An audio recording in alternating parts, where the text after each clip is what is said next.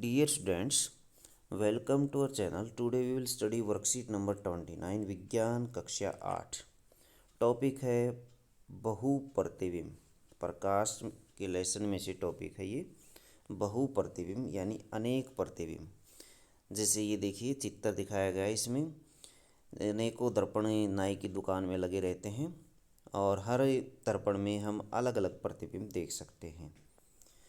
प्रतिबिंब अथवा हमारी इमेज जो है वो प्रतिबिंब होती है, छाया को हम प्रतिबिंब कह सकते हैं। परावर्तित प्रकाश की किरणें यदि दर्पण पर पड़ती हैं तो वह फिर से परावर्तित हो जाती है। याद कि जब जब पिछली बार आप किसी हेयर ड्रेसर के पास गए थे तो उसने आपको एक दर्पण के सामने बिठाया था।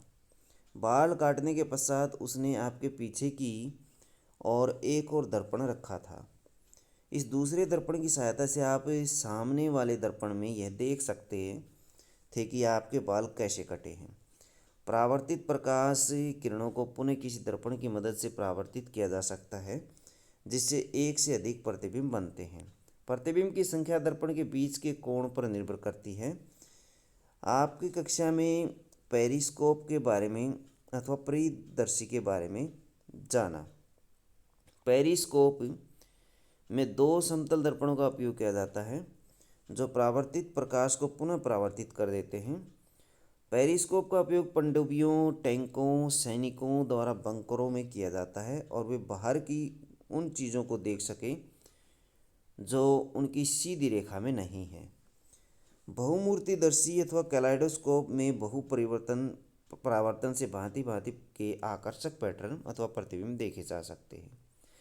पेरिस्कोप एक ऐसा यंत्र होता है जो कि जेड की आकृति का होता है, ऐसे होता है और इसमें एक मिरर यहाँ लगा दिया जाता है इस कोने पर, दूसरा मिरर अथवा दर्पण यहाँ लगा दिया जाता है। ऐसे दो टेढ़े मिरर लगा दिए जाते हैं। यदि सैनिक मान लीजिए किसी पनडुब्बी में है, पनडुब्बी पानी के अंदर डूबी रहती है, पानी के अंदर की अवस्था होती है, या टैंक के अंदर है या किसी बंकर में या गड्ढे में छुपे हुए हैं, तो इसका उपयोग वो बाहर के दृश्य को देखने के लिए कर सकते हैं। इसमें क्या होता है, ये वाला हिस्सा जो होता है ऊपर रहता है एक हिस्सा, और एक हिस्सा जो होता है वो नीचे रहता है दूरबीन की तरह से। तो यहाँ सैनिक होता है जबकि ये बाहर का दृश्य होता है। तो इस तरह से वो आसानी से देख सकते हैं इसका प्रयोग करके। कैलाइडोस्कोप क्या होता है अथवा बहुमूर्तिदर्शी क्या होता है? बहुमूर्तिदर्शी देखिए ये बनाया गया है, तीन दर्पण इसमें लिए गए हैं और इनको जोड़ दिया गया है तीनों को एक साथ में, और जोड़ करके ऊपर से कागज़ की स्ट्रिप्स लगा दी गई हैं और फिर कागज़ के गोलाकार या गत्ते की गोलाकार हिस्से में इसको डाल दिया गया है और इसमें कुछ कांच के टुकड़े डाल दिए गए। तीन समान आकार के आयताकार समतल दर्पण अथवा समतल दर्पण की स्ट्रिप ले लीजिए, जैसे ये चित्र में दिखाई गई है। दो त्रिकोणीय कांच के टुकड़े ले लीजिए, तिकोने तिकोने यानी त्रिभुज के आकार के दो टुकड़े ले लीजिए और उनको एक यहाँ पर और एक पीछे वाली साइड में जोड़ दीजिए। कार्ड शीट ले लीजिए, कार्ड शीट यानी गत्ते की शीट ले लीजिए और सेलो टेप ले लीजिए और रबड़ बैंड ले लीजिए। तीनों दर्पणों की स्ट्रिप को प्रिज्म की भांति चित्र के अनुसार जोड़ दीजिए।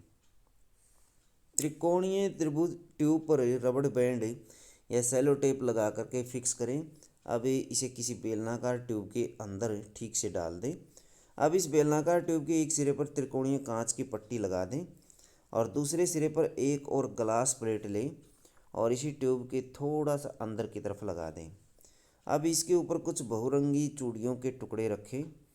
ट्यूब के इस छोर को एक अन्य ग्लास प्लेट के साथ ट्रेसिंग पेपर के साथ कवर करें और कार्ड शीट के एक टुकड़े के साथ ट्यूब के दूसरे छोर को कवर करें और केंद्र में एक छेद करें ताकि इस छेद के माध्यम से अंदर का दृश्य देखा जा सके।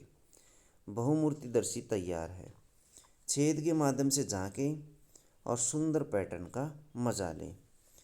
क्वेश्चन नंबर 1 है, देखिए पेरिस्कोप क्या है, इसका उपयोग कहाँ किया जाता है?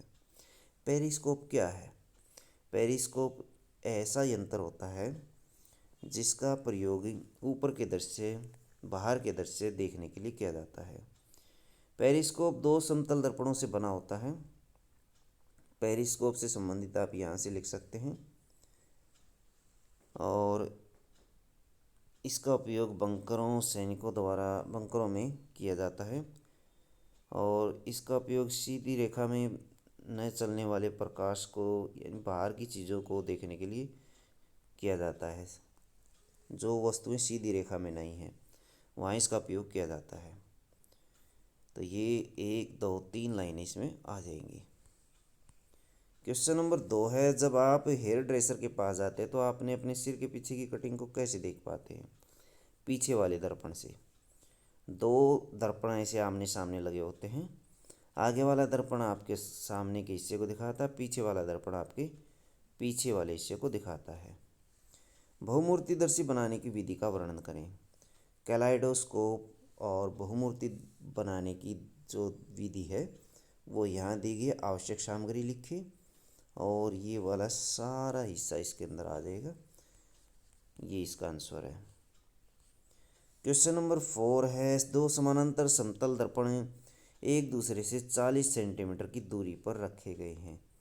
तो बताइए एक मोमबत्ती के कितने प्रतिबिंब बनेंगे? बीच में मान लीजिए मोमबत्ती रख दी हमने, तो एक प्रतिबिंब इसमें बनेगा और एक प्रतिबिंब दूसरे में बनेगा।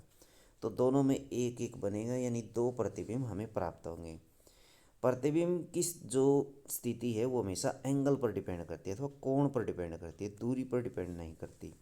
दूरी पर डिपेंड करती है तब करती है यानी जितने दर्पण रखे होंगे उतने ही प्रतिबिंब बनेंगे। लेकिन जब एंगल पर इनको जोड़ दिया जाएगा दर्पणों को, तब इनकी संख्या ज़्यादा हो जाएगी प्रतिबिंबों की। तो बच्चों ये थी आपकी साइंस की वर्कशीट। वीडियो अच्छी लगे तो लाइक करें, हमारे चैनल को सब्सक्राइब करें।